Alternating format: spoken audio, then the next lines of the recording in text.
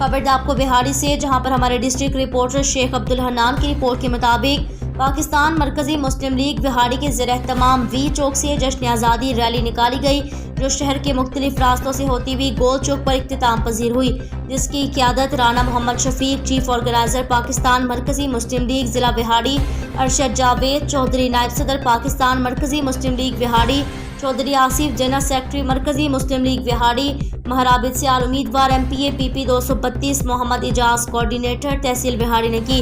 राना मोहम्मद शफीक साहब ने खिताब करते हुए कहा कि हमने कुर्बानियाँ देकर कलमा तय्यबा ला इलाहा इल्लल्लाह मोहम्मद रसूलुल्लाह की बुनियाद पर इस मुल्क पाकिस्तान को हासिल किया।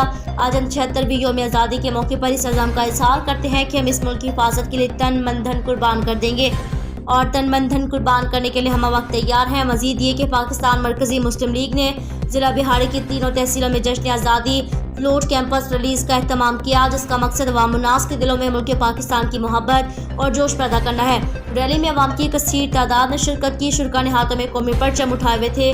शुरका ने पाकिस्तान से मोहब्बत का इजहार करते हुए ज़बरदस्त नारेबाजी की।